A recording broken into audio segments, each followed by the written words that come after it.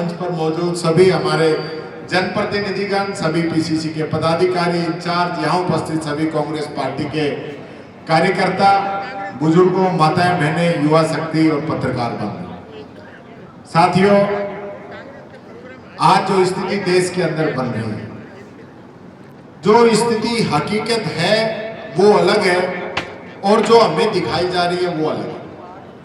हम आज बात करने आए हैं इस संविधान की किताब, वो संविधान जो बाबा साहब अम्बेडकर ने बनाया, हर इस देश के नागरिक के लिए, चाहे वो अमीर है, गरीब है, कमजोर है, ताकतवर है, सबके लिए समान रूप से बनाया। लेकिन आज हालत क्या हो गई?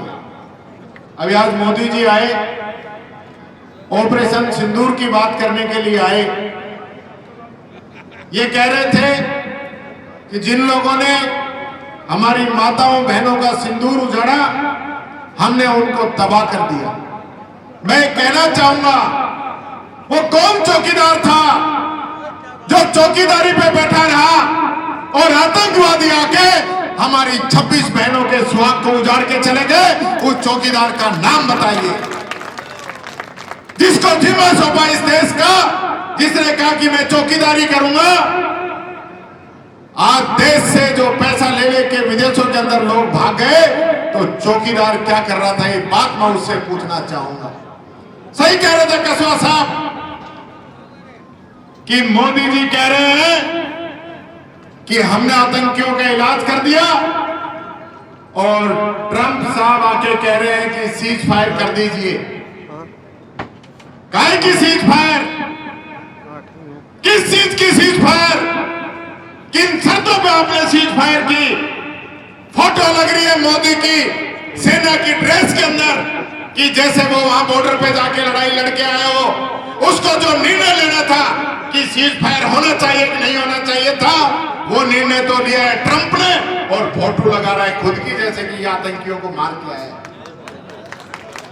कांग्रेस पार्टी के हमारे नेता राहुल गांधी जी ने खड़े के सामने सबसे पहले कहा कि हम इन लोगों के साथ हैं, आतंकियों का सफाया कीजिए। लेकिन किया क्या? जयशंकर ने फोन करके बता दिया कि हम आतंकी ठिकानों पे आपके हमला करने जा रहे हैं। ये हालत है। आप विश्वगुरु बनने की बात करते हो।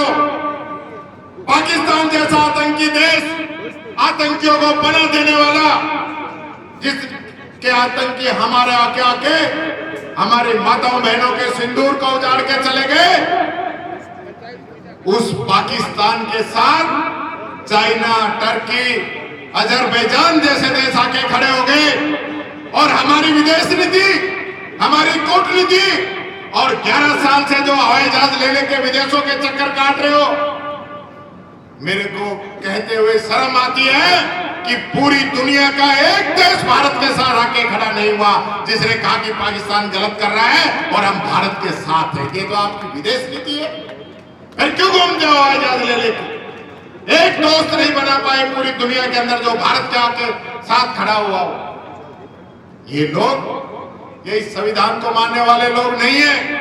ये पुरानिया जी बैठे वरिष्ठ सदस्य हैं विधानसभा के अंदर। इनको विधानसभा के नियम 181 के तहत इनको अध्यक्ष बनाया गया। वो शक्ति है, स्पीकर को उन्होंने बना दिया। मैं पूछना चाहता हूं मीडिया के माध्यम से विधानसभा के स्पीकर से कि चैलेंज आपको, मेरे को वो कानून बता दो विधानसभा के अंदर जिसके अंदर आप सभापति को चेंज कर सकते हो। आपकी टांग के नीचे से निकल जाएगा टीकाराम जी। अरे बताओ तो सही, ये कोई तहसीलदार एसडीएम का ट्रांसफर है क्या? यहां से बाहर कर दिया। ये लोग संविधान को मानने वाले लोग नहीं है। राहुल गांधी को देश के अंदर मानहानि के केस में सबसे अधिक सजा हुई, सबसे अधिक 2 साल की सजा है। राहुल गांधी ने यही कहा था कि ये जो देश का पैसा लेके भाग रहे हैं, इनका सरनेम मोदी क्यों है? सिर्फ इतना कहा था। ललित मोदी, नीरव मोदी जो पैसे लेके भागे थे। इस बात में राहुल गांधी जी को पूरी 2 साल की मैक्सिमम सजा की गई और 24 घंटे के अंदर उनकी लोकसभा की सदस्यता खत्म कर दी गई। लेकिन राजस्थान के अंदर कंवरलाल मीणा भारतीय जनता पार्टी का विधायक है, उसने एक अधिकारी के ऊपर पिस्तौल तान दी। 3 साल की 2 सजा और 2 साल की 1 सजा 1 तारीख को हो गई, 1 मई को। आज 21 दिन हो गए, 21 दिन। राहुल गांधी को 1 दिन में सस्पेंड और कंवरलाल मीणा पे 21 दिन में भी निर्णय नहीं। ये इस संविधान की किताब का उल्लंघन है। 2013 का सुप्रीम कोर्ट का आदेश है लिली थॉमस के केस में कि सदस्यता तुरंत तत्काल उसी तारीख से समाप्त कर दी जाएगी। तो भाई क्यों नहीं कर रहे हो आप? क्यों नहीं कर रहे हो आप? क्या इसीलिए आप इन पदों पे बैठे हो? जिस संविधान की रक्षा कांग्रेस ने की, जिस संविधान को बाबा साहब अम्बेडकर के नेतृत्व में बनाया गया, जिस देश की आजादी के लिए हजारों लाखों लोग कुर्बान हो गए, शहीद हो गए, हमारी माताओं बहनों ने अपना सुहाग तक उसके लिए कुर्बान कर दिया, और आज उस आजादी को आप खत्म करने पे तुले हुए हो। ये बातें कोई मीडिया नहीं बताता। मैं कल भी कह रहा था कि मीडिया ये लिखता है कि टीकाराम जूली ने पूछा कि कंवरलाल मीणा की सदस्यता समाप्त क्यों नहीं की। मैं कहता हूं मीडिया कहे कि 21 दिन हो गए, ये भारतीय जनता पार्टी की सरकार उनकी सदस्यता क्यों नहीं समाप्त करा रही है। एक बयान बीजेपी वालों का लगाए और एक बयान कांग्रेस वालों का लगाए, जनता को पता चल जाए कौन क्या चाहता है। लेकिन वो चीज तो रही नहीं, वो चीज रही नहीं। मोदी जी आज आए हैं, बहुत बड़ी बड़ी बातें करके गए हैं। मोदी जी कुछ समय पहले भी आए थे। मोदी 2 प्रकार का है, एक मोदी चुनाव से पहले का है और एक मोदी चुनाव के बाद का है। एक मोदी चुनाव से पहले कहता है कि मैं किसान की आमदनी दुगनी करूंगा, आधी भी नहीं छोड़ी। एक मोदी वो कहता है कि मैं महंगाई को खत्म करूंगा, महंगाई 75 साल के इतिहास में चरम पे है। वो मोदी कहता है लाल डायरी की बात करता है। वो मोदी कहता है कि हरियाणा के बराबर डीजल पेट्रोल होना चाहिए। वो मोदी कहता है कि मैं भ्रष्टाचारियों को जेल के अंदर डालूंगा। और आज वही मोदी, आपने देखा होगा कल महाराष्ट्र के अंदर भी छगन भुजबल ने वापस भारतीय जनता पार्टी के मंत्री के रूप में वापस शपथ ले ली है और ईडी ने केस वापस कर लिया है। क्या संविधान कहता है कि ईडी, इनकम टैक्स और सीबीआई सिर्फ विपक्षी दलों के लिए बनी है? आप बता दीजिए। चलते चुनाव के अंदर गोविंद डोटासरा जी के घर पे ईडी आ जाती है कि आपने भ्रष्टाचार किया है, 1.5 साल तक गायब है, क्योंकि 1 रुपए का कहीं कोई भ्रष्टाचार मिला ही नहीं। अरे आज कहां चलेगी ईडी? वो पकड़े ना इनको कि इन्हीं का मंत्री डॉक्टर किरोड़ीलाल मीणा ये आरोप लगा रहा है कि इस सरकार के अंदर रोजाना करोड़ों रुपए की बजरी निकल रही है, उस पे ईडी कार्रवाई क्यों नहीं करती? उस पे कार्रवाई करे, पता है ये तो इनके मंत्री कह रहे हैं। आज पुलिस कांस्टेबलों को माफिया कुचल के मार देता है, फॉरेस्ट के लोगों को माफिया कुचल के मार देता है और सरकार चुप है। यही मुख्यमंत्री जी जो आज बीकानेर में प्रधानमंत्री जी के साथ गए, ये गए थे गंगानगर हनुमानगढ़ 2 महीने पहले, पानी की हाफ करके आए थे किसानों से।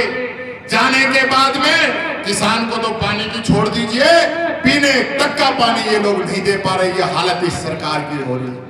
अरे जो सरकार बिजली ना दे सके, पानी ना दे सके, किसान को उसके फसल का पूरा मुआवजा ना दे सके, उसका पूरा समर्थन मूल्य ना दे सके, वो सरकार किस काम की है? वो सरकार किस काम की है? यही सरकार से पूछना चाहता हूं। आज महंगाई ये कंट्रोल नहीं कर सकते, युवाओं को रोजगार ये दे नहीं सकते, बिजली पानी दे नहीं सकते, राज किस चीज का कर रहे हैं?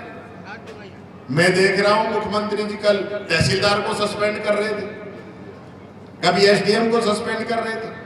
क्यों भाई? काम ले इनसे, काम तो लीजिए। और जिस प्रकार के हालात राजस्थान के अंदर चल रहे हैं, कोई 10-5% ही बचेंगे, बाकी 90% को सस्पेंड करना पड़ेगा। और सबसे पहले तो खुद ही सस्पेंड हो। मेरा चैलेंज है मुख्यमंत्री जी कि आप अपना पूरा काम सही समय पे नहीं कर पा रहे हो। आपको जो काम करना चाहिए राजस्थान की जनता के लिए वो नहीं कर पा रहे हो। सबसे पहले खुद से शुरुआत कीजिए, जब फिर नीचे अधिकारों पे जाइए। अभी तो आईएएस आईपीएस सस्पेंड होंगे, आपके सीएमओ का अधिकारी सस्पेंड होंगे, तब जाके काम चलेगा।